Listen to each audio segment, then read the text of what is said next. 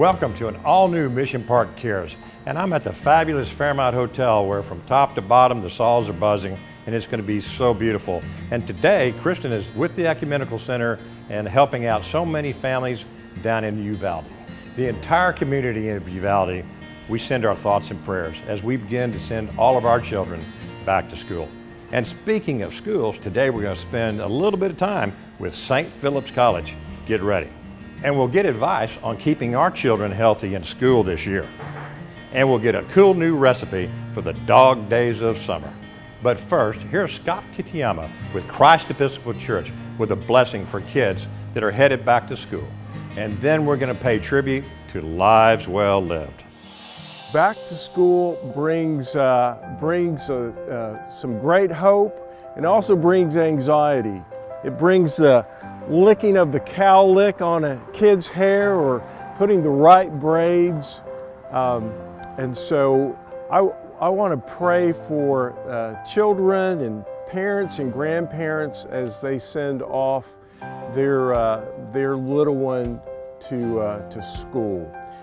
There's a passage in the Bible in Mark, and it goes like this. Jesus said, "Let the children come to me. Don't stop them, for the kingdom of God belongs to those who are like these." And then he took the children and he placed his hands on their heads and he blessed them. And so let us pray. Blessed are you, Lord God, giver of all good gifts. You have sent the spirit of wisdom and knowledge to guide your people in all their ways. At the beginning of this new school year, we ask your mercy to bless, guard, and protect the students, teachers, and staff of our schools, that together we may grow in faith, hope, and love. And as we learn from you and each other how to follow your Son Jesus, expand the horizons of our minds, that we may grow in wisdom, understanding, and knowledge, deepen our commitments to seek the truth of your ways, and enliven our faith to reach out to those in need. And so we pray this in the name of the Father, Son, and Holy Spirit. Amen. God bless you.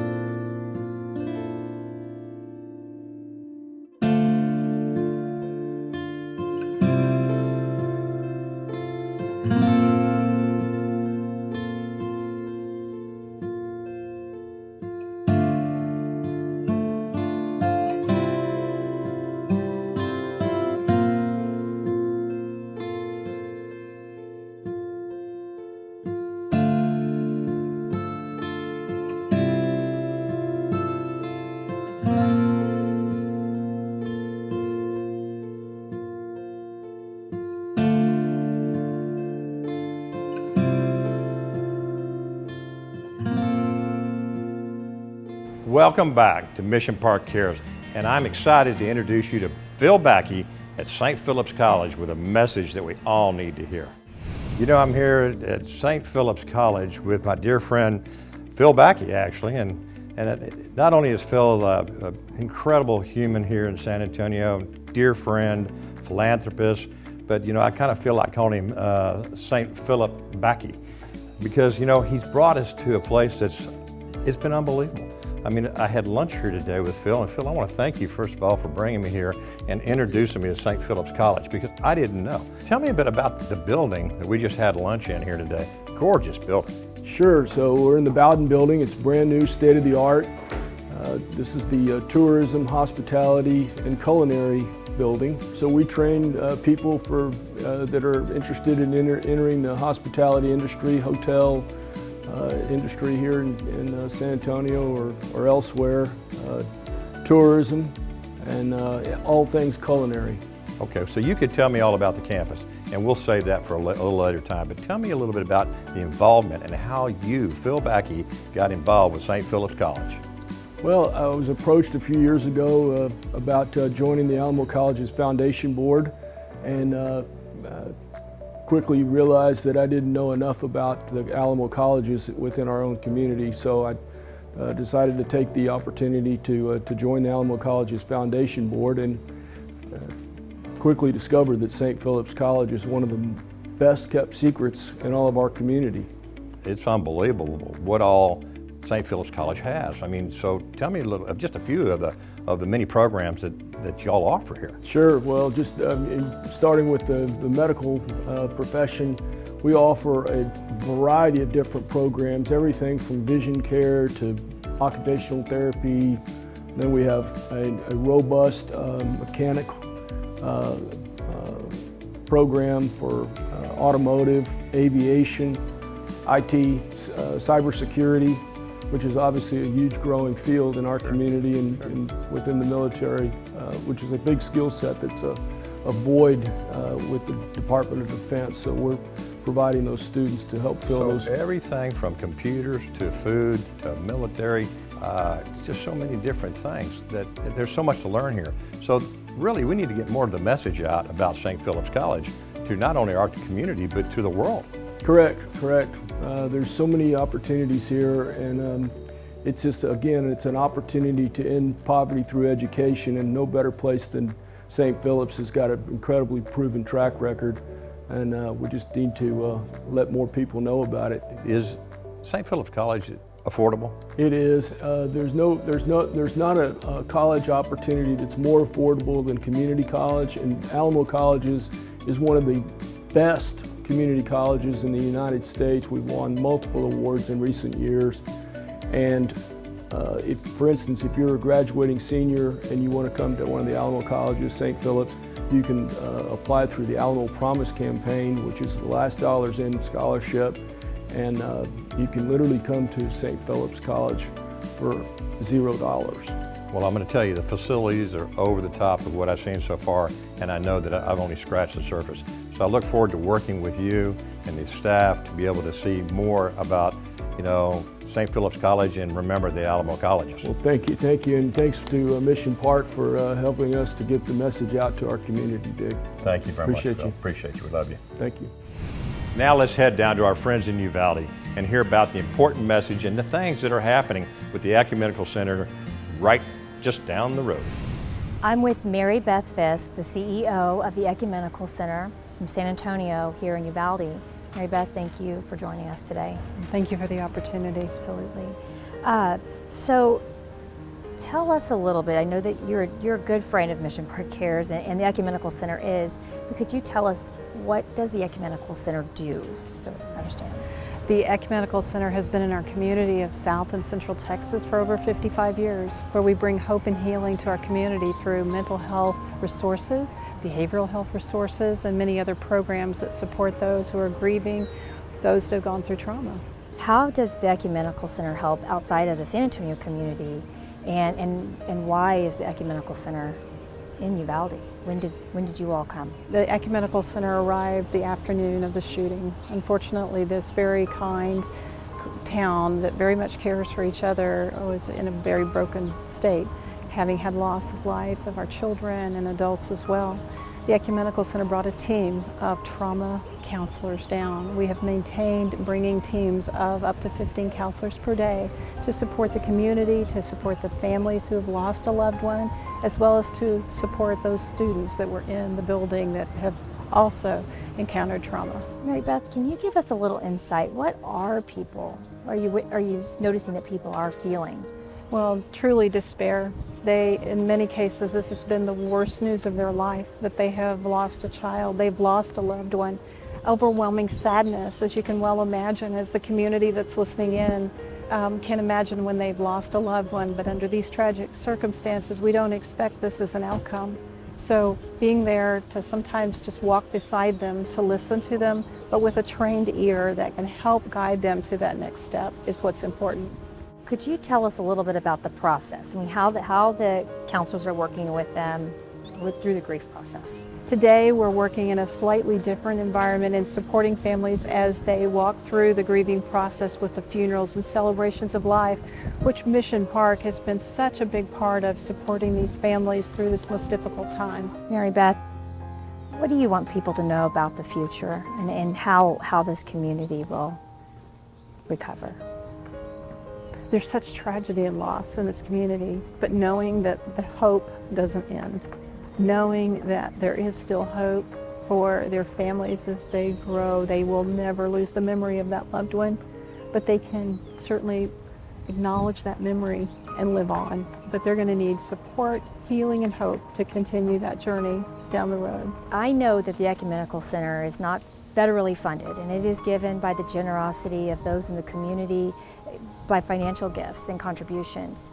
And now the Ecumenical Center is going to have a presence here. And how can people help in the cost of that so that the Ecumenical Center and you and the counselors can do what they do best to help this community through this process? We know that the most talented among us in working through trauma and grief are those therapists that are in demand. And fortunately, they are serving with the Ecumenical Center and serving in this community now and will be into the future. But the cost of the best quality care certainly comes at a price. And so the support that the community, as we're a community-funded organization, nonprofit, will be most helpful in being able to continue these services. Mary Beth, thank you. Thank you to everyone at the Ecumenical Center, all your volunteers, staff, and thank you for reacting and being present and then helping families through everything. We appreciate you from the bottom of our hearts, and we're proud to be in Texas with you. Welcome back to Mission Park Cares, and it's been a long, hot summer, as we all know, but we've got the perfect recipe to chill you down. And here's something incredibly delicious and chilling from Juan Cardona. Again, thank you, Mr. and Mrs. Tips, for another episode of our culinary session here. And being that it's summer, we're going to introduce you to some gazpacho. And it's a Spanish soup, if you will.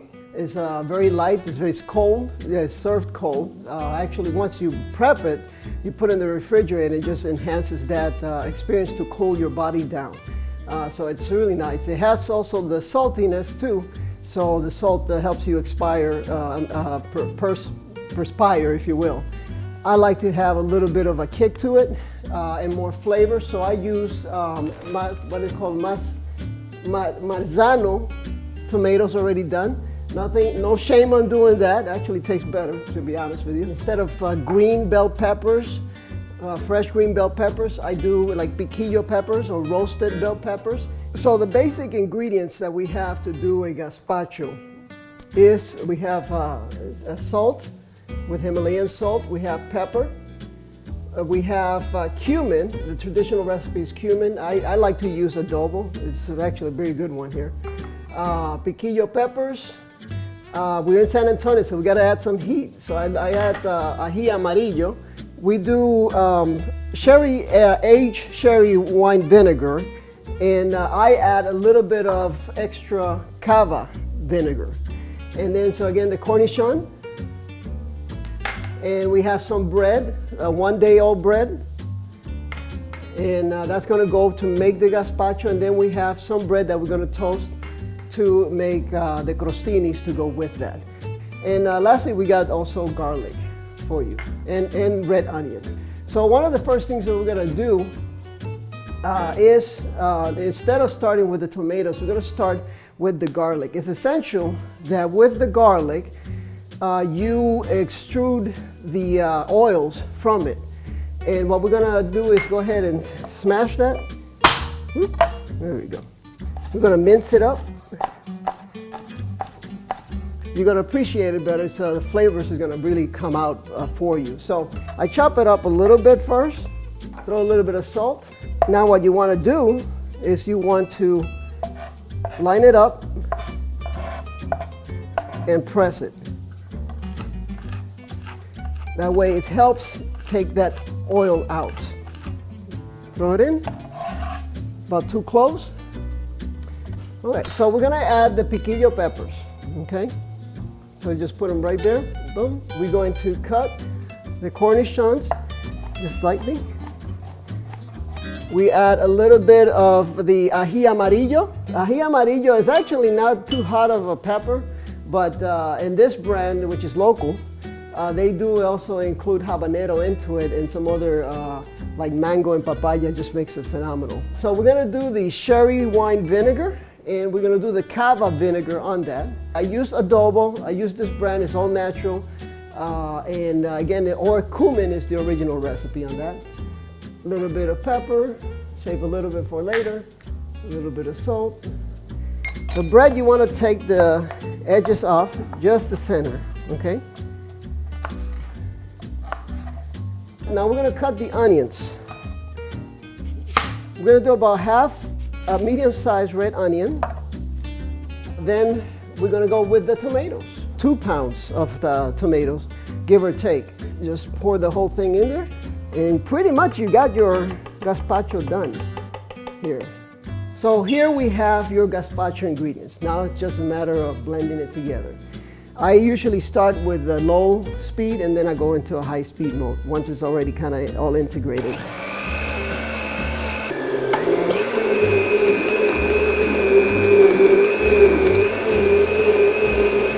Let's go ahead and taste it, and then we can start adjusting the flavor profiles. Let's see real quick. It's got a serious kick. It's good, you know. So definitely good for San Antonio. So we're gonna go with this. We're gonna plate it, and we should be good to go. Now, so put some avocado. We have the prosciutto, a little crostini there. And folks, this is my summer creation of gazpacho. Again, it's my version. Let me know what you think about it, and any other suggestions, any creative input that you would like to add to yours. And let's work this out together and have fun this summer. And if you want to touch base with me and share some recipes, ideas, or if you need our assistance, I'm Chef Juan with Chef Junction. We do catering. Love to work with you. And the website is www.chefjunction.com. Enjoy. Thank you so much for joining us today on Mission Park Cares. We really, truly appreciate it, and you know we love you. Kristin will be back with us next week because she's off doing God's work. But at Mission Park, just remember, it's our mission to care.